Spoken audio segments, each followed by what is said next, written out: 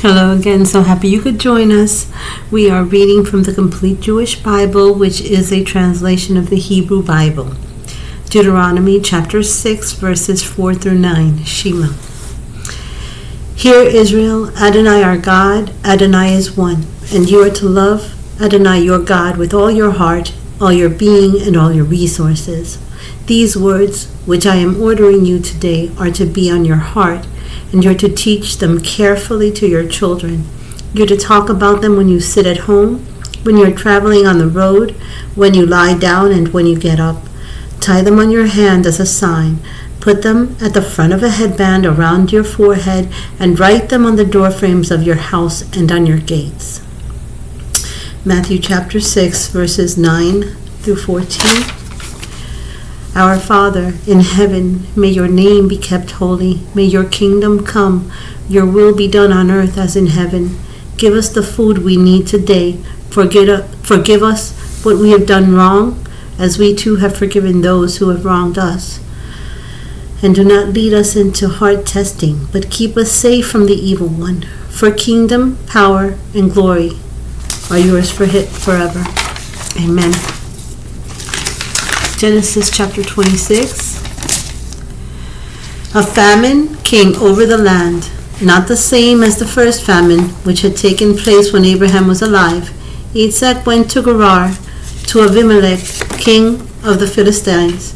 Adonai appeared to him and said, "Do not go down into Egypt, but live where I tell you. Stay in this land, and I will be with you and bless you, because I will give all these lands to you and to your descendants. I will fulfill the oath which I swore to Abraham your father. I will make your descendants as numerous as the stars in the sky. I will give all these lands to your descendants, and by your descendants all the nations of the earth will bless themselves." All this is because Abraham heeded what I said and did what I told him to do. He followed my mitzvah, my regulations, my teachings. So Isaac went to Gerar. The men of the place asked him about his wife, and out of fear he said, "She is my sister." He thought, "If I tell them she is my wife, they might kill me in order to take Rivkah. After all, she is a beautiful woman." But one day, after he had lived there a long time, Abimelech, king of the Philistines, happened to be looking out of the window when he spotted Isaac caressing Rivkah, his wife. Abimelech summoned Isaac and said, "So she is your wife after all. How come you said she is my sister?" Isaac responded, "Because I thought I could get killed because of her." Abimelech said, "What is this you have done to us? One of the people could easily have slept with your wife, and you would have brought guilt on us."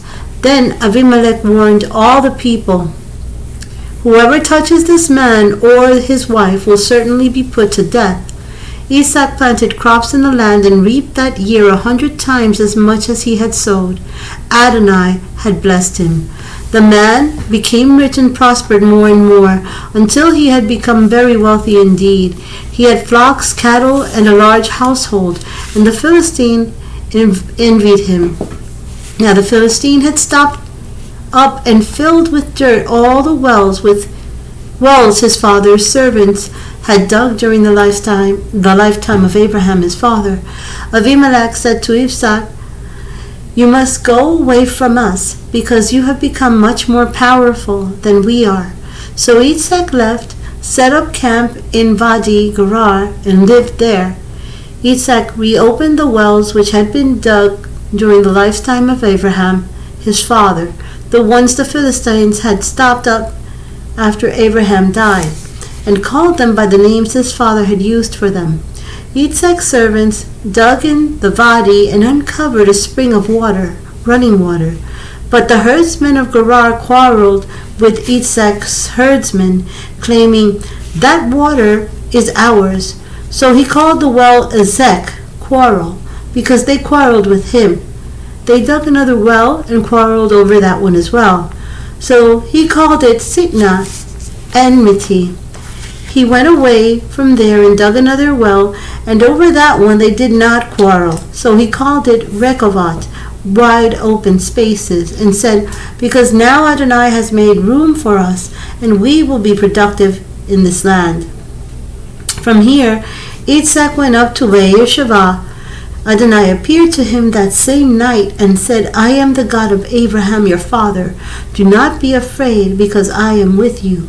I will bless you and increase your descendants for the sake of my servant Abraham. There he built an altar and called on the name of Adonai. He pitched his tent there, and there Yitzhak's servants dug a well. Then Abimelech went to him from Gerar with his friend Achusat and Pichol, the commander of his army. Yitzhak said to them, Why have you come to me, even though you were unfriendly to me and sent me away? They answered, We saw very clearly that Adonai has been with you. So we said, Let there be an oath between us. Let's make a pact between ourselves and you, that you will not harm us, just as we have not caused you offense, but have done you nothing but good and sent you on your way in peace. Now you are blessed by Adonai. Yitzhak prepared a banquet for them, and they ate and drank. The next morning they got up early and swore to each other. Then Yitzhak sent them on their way, and they left him peacefully. That very day Yitzhak's servants came and told him about the well they had dug. We have found water. So he called it Yivah, Oath 7. And for this reason the name of the city is Beer-sheva, Well of 7, Well of an Oath, to this day. When Esau was 40 years old, he took as wives Judith, the daughter of Beeri the Hittite, and Basmat, the daughter of Elon the Hittite. But they became a cause for embitterment of spirit to Yitzhak and Rivkah.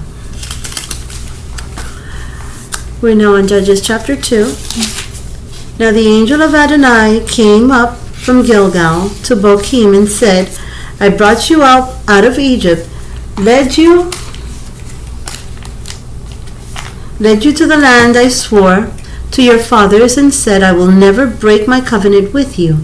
You, for your part, are not to make any covenant with the inhabitants of this land, but must tear down their altars. However, you have paid no attention to what I have said. What is this you have done? This is why I also said, I will not drive them out before you, but they will be on your flanks, and their gods will become a snare for you. When the angel of Adonai spoke these words to all the people of Israel, they began crying and wailing at the top of their voices. So they called the name of that place Bochim, and sacrificed there to Adonai. When Joshua had sent the people away, the people of Israel had gone, each one to his assigned property, in order to take possession of the land. The people served Adonai throughout Joshua's life and throughout the lives of all the older men who outlived Joshua, and who had seen all the great work of Adonai which he had done for Israel. When Joshua the son of Nun, the servant of Adonai, died, he was 110 years old, and they buried him near the boundary of his property in Timnath Heres, in the hills of Ephraim, north of Mount Gaash. When that entire generation had been gathered to their ancestors, another generation arose that knew neither Adonai nor the work he had done for Israel. Then the people of Israel did what was evil from Adonai's perspective, and served the Baalim.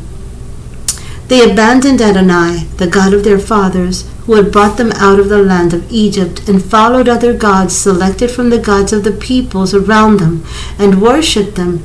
This made Adonai angry. They abandoned Adonai and served Baal and the Ashtaroth. The anger of Adonai blazed against Israel, and he handed them over to pillagers who plundered them, and to their enemies around them, so that they could no longer resist their enemies. Whenever they launched an attack, the power of Adonai was against them, so that things turned out badly, just as Adonai had said would happen and had sworn to them. They were in dire distress, but then Adonai raised up judges who rescued them from the power of those who were plundering them. Yet they did not pay attention to their judges, but made whores of themselves to other gods and worshipped them. They quickly turned away from the path on which their ancestors had walked, the way of obeying Adonai's mitzvah. They failed to do this. When Adonai raised up judges for them, Adonai was with the judge and delivered them from the hands of their enemies throughout the lifetime of the judge. For Adonai was moved to pity by their groaning under their oppressing and crushing them. But after the judge died, they would relapse into whose behavior than that of their ancestors, following other gods to serve and worship them. They abandoned none of their practice or stubborn ways, so the anger of Adonai blazed against Israel. He said, "Because this nation violates my covenant, which I ordered their fathers to obey, and they do not pay attention to what I say, in the future I will not expel ahead of them any of the nations that Joshua left when he died. This is how I will test Israel, to see whether or not they will keep the way of Adonai, living according to it as their ancestors did." So Adonai allowed those nations to remain where they were without quickly driving them out. He did not hand them over to Joshua. Psalms chapter 26. Psalm of David. Vindicate me, Adonai, for I have lived a blameless life. Unwaveringly I trust in Adonai. Examine me, Adonai, test me. Search my mind and heart, for your grace is there before my eyes, and I live my life by your truth. I have not sat with worthless folks. I will not consort with hypocrites. I hate the company of evildoers. I will not sit with the wicked. I will wash my hands in innocence and walk around your altar, Adonai, lifting my voice in thanks and proclaiming all your wonders. Adonai, I love the house where you live, the place where your glory abides. Do not include me with sinners, or my life with the bloodthirsty. In their hands are evil schemes. Their right hands are full of bribes. As for me, I will live a blameless life. Redeem me and show me favor. My feet are planted on level ground. In the assemblies, I will bless Adonai. Matthew chapter 26. When Jeshua had finished speaking, he said to his Talmidim, "As you know, Pesach is 2 days away. The Son of Man will be handed over to be nailed to the execution stake." Then the head Kohanim and the elders of the people gathered in the palace of Caiaphas, the Kohen Hagadol. They made plans to arrest Jeshua surreptitiously and have him put to death. But they said, not during the festival of the people, not during the festival, or the people will riot. Jeshua was in Beit Anya at the home of Shimon, the man who had Sarat. A woman who had an alabaster jar filled with very expensive perfume approached Jeshua while he was eating and began pouring it on his head. When his Talmidim saw it, he became very angry. "Why this waste?" they asked. "This could have been sold for a lot of money and given to the poor." But Jeshua, aware of what was going on, said to them, "Why are you bothering this woman? She had done a beautiful thing for me. The poor you will always have with you, but you will not always have me. She poured this perfume on me to prepare my body for burial. Yes, I tell you that throughout the whole world, whenever this good news is proclaimed, what she has done will be told in her memory." Then one of the 12,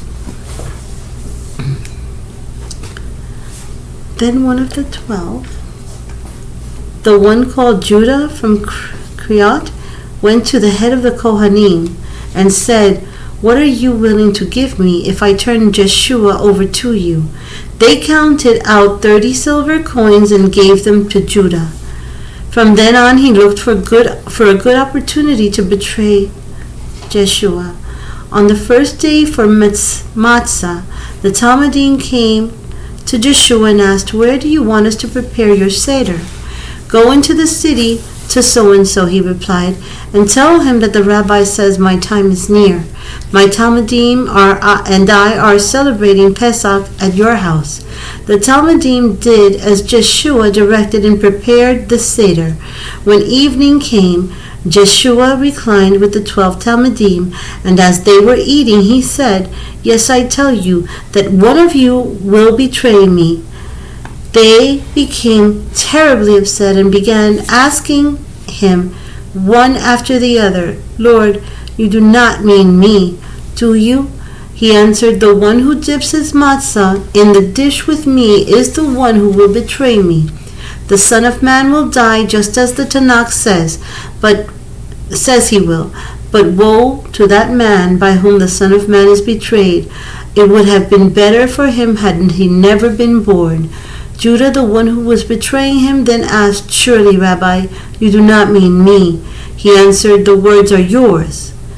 While they were eating, Joshua took a piece of matzah, made the bracha, broke it, and gave it to the Talmudim and said, "Take, eat, this is my body." Also he took the cup of wine, made the bracha, and gave it to them, saying, "All of you drink from it. For this is my blood, which ratifies the new covenant, my blood shed on behalf of many, so that they may have their sins forgiven.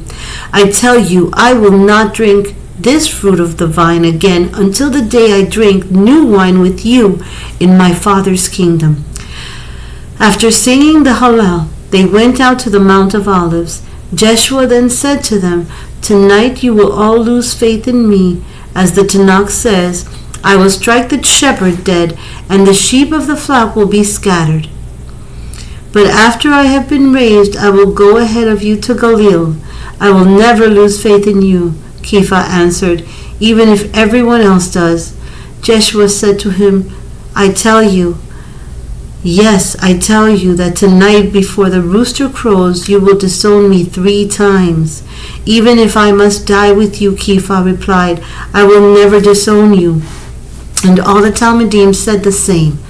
Then Joshua went with his Talmudim to a place called Gat Shemanim and said to them, "Sit here while I go over there and pray." He took with him Kepha and Sabdai's 2 sons. Grief and anguish came over him, and he said to them, "My heart is so filled with sadness that I could die. Remain here and stay awake with me." Going on a little farther, he fell on his face praying, "My Father, if possible, let this cup pass from me, yet not what I want, but what you want." He returned to the Talmudim and found them sleeping. He said to Kepha, "Were you so weak that you could not stay awake with me for even an hour? Stay awake and pray that you will not be put to the test. The spirit indeed is eager, but human nature is weak."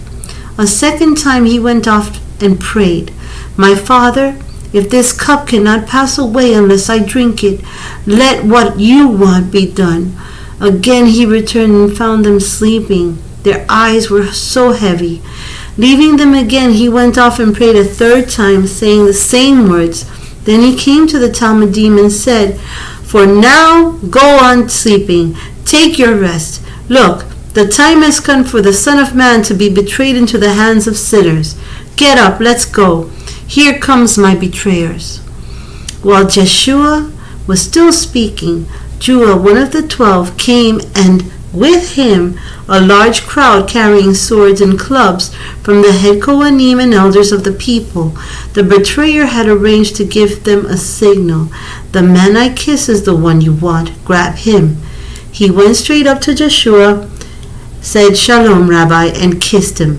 Joshua said to him, "Friend, do what you came to do." Then they moved forward, laid hold of Joshua, and arrested him. At that, one of the men with Joshua reached for his sword, drew it out, and struck at the servant of the Kohen Hagadol, cutting off his ear. Joshua said to him, "Put your sword back where it belongs, for everyone who uses the sword will surely die by the sword. Don't you know that I can ask my Father and he will instantly provide more than a dozen armies of angels to help me? But if I did that, how could the passage in the Tanakh be fulfilled that say it has to happen this way? Then Jeshua addressed the crowd, so you came out to take me with swords and clubs, the way you would the leader of a rebellion. Every day I sat in the temple court teaching, and you did not seize me then. But all this has happened so that what the prophets wrote may be fulfilled. Then the Talmudim all deserted him and ran away. Those who had seized Yeshua led him off to Caiaphas, the Cohen Haggadah, where the Torah teachers and elders were assembled. Kepha followed him at a distance as far as the courtyard of the Cohen Haggadah. Then he went inside and sat down with the guards to see what the outcome would be. The head Kohanim and the whole Sanhedrin looked for some false evidence against Jeshua so that they might put him to death. But they did not find any, though many liars came forward to give testimony. At last, however, 2 people came forward and said, "This man said, I can tear down God's temple and build it again in 3 days." The Cohen Haggadah stood up and said, "Have you nothing to say to the accusation these men are making?" Jeshua remained silent. The Cohen Haggadah said to him, "I put you under oath. By the living God, tell us if you are the Messiah, the Son of God." Jeshua said to him, "The words are your own, but I tell you that one day you will see the Son of Man sitting at the right hand of Hagurah and coming on the clouds of heaven." At this, the Cohen Haggadah tore his robes. "Blasphemy," he said. "Why do we still need witnesses? You heard him blaspheme. What is your verdict?" "Guilty," they answered. "He deserves death." Then they spit in his face and pounded him with their fists. And those who were beating him said, "Now you, Messiah, prophesy to us. Who hit you this time? Who hit you that time?" Kepha was sitting outside in the courtyard when a servant girl came up to him. "You two were with Jeshua from the Galilee," she said, but he denied it in front of everyone. "I do not know what you're talking about." He went out onto the porch, and another girl saw him and said to the people there, "This man was with Jeshua the Nazareth." Again he denied it, swearing, "I do not know this man." After a little while, the bystanders approached Kepha and said, "You must be one of them. Your accent gives you away." This time he began to invoke a curse on himself and swore, "I do not know the man." And immediately a rooster crowed. Kepha remembered what Jeshua had said, "Before the rooster crows, you will disown me 3 times." And he went outside and bitterly cried.